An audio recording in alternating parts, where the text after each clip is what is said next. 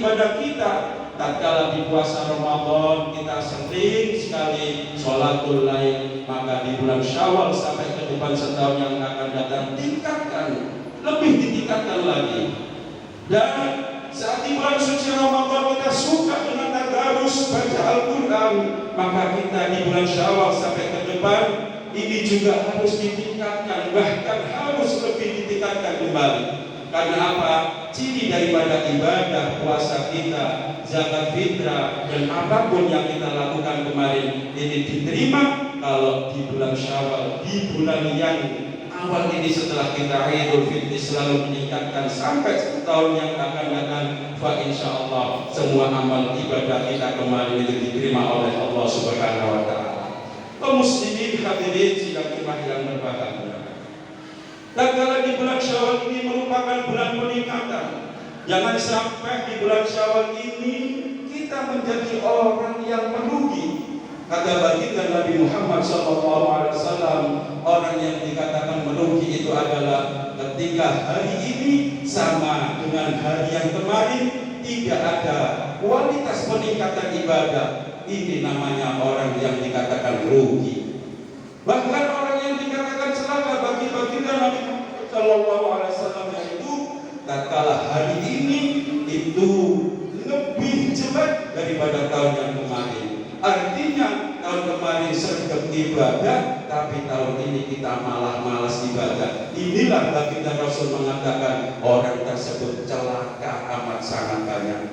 Kaum muslimin hadirin sidang yang berbahagia, bagaimana cara orang yang beruntung? Kata Nabi Muhammad SAW menyampaikan orang yang beruntung ini adalah saat hari ini itu harus lebih baik daripada hari yang kemarin. Oleh karenanya mari dalam momen Syawal ini sampai di hari-hari yang akan datang haruslah kita tingkatkan apa yang perlu kita tingkatkan. Semua ibadah ini niatilah hanya untuk mencari ridha Allah Subhanahu Wa Taala.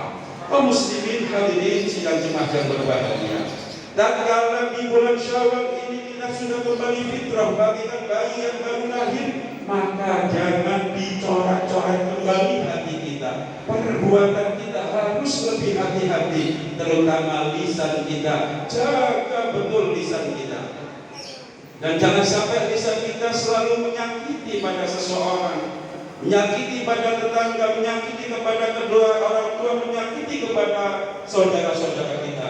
Karena lisan ini tempatnya dosa, karena tidak memiliki tulang. Bahkan lisan ini amat sangat bahaya tatkala kita mengucapkan sesuatu yang bisa menyakiti seseorang.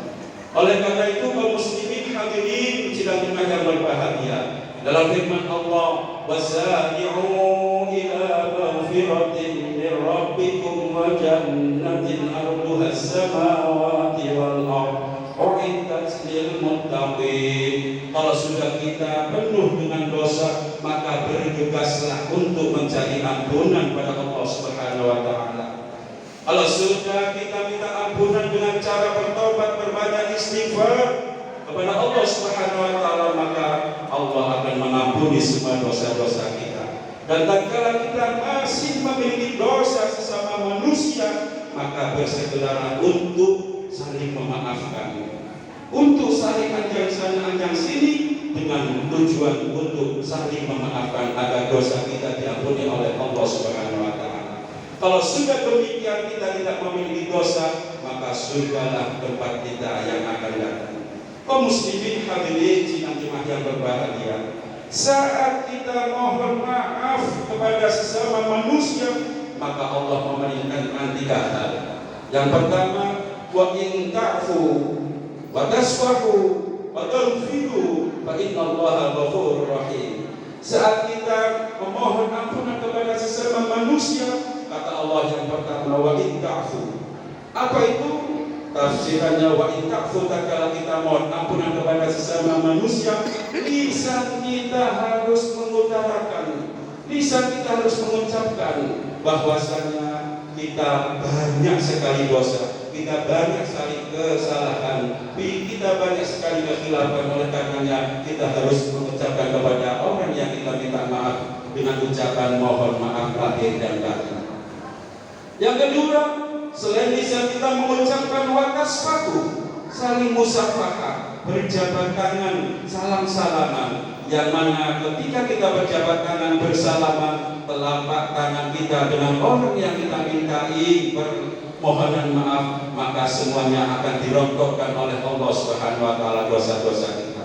Dan yang terakhir, wa taghfiru, maka takfiru inilah tafsirannya tatkala kita ingin memohon ampunan kepada sesama manusia, haruskah hati ini sudah tidak ada memiliki rasa iri, tidak memiliki rasa dendam, dan tidak memiliki rasa ego yang tinggi. Harus lepas semuanya agar supaya hati kita, jiwa kita bersih dari noda-noda penyakit hati. Oleh karena itu, saat kita sudah saling bermaafan, maka jagalah hati, jagalah lisan, dan jagalah perbuatan. Fa insya Allah, kalau kita ke depan sampai akhir yang akan datang menemukan Ramadan, tetap dosa kita selalu diampuni Allah Subhanahu wa taala. Wa innallaha ghafurur rahim. Maka sesungguhnya Allah itu Maha Pengampun dan Maha kasih sayang kepada kita semuanya. Kaum muslimin hadirin sidang Jumat yang berbahagia. Lantas apa sekarang tugas kita di saat bulan Syawal ini?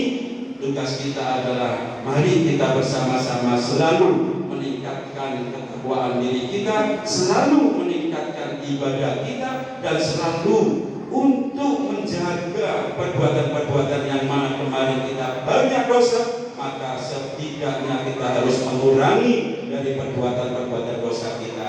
Dengan bulan Syawal, insya Allah kita menjadi orang yang Idul Fitri. Id artinya kembali, fitrah artinya suci. Maka dari itu dalam bulan Syawal ini mari jangan sampai kita nodai kembali, pertahankan, bahkan jaga, jangan sampai sedikit pun dosa-dosa yang melekat pada diri kita. Apalagi kalau hati sudah memiliki hati yang ego, hati yang penuh amarah, insya Allah dosa kita semakin penuh, dosa kita semakin banyak. Maka dari itu jaga sungguh-sungguh hati dan lisan kita beserta perbuatan kita agar semuanya kita mendapatkan husnul khotimah dan mendapatkan ridho dari Allah Subhanahu wa taala.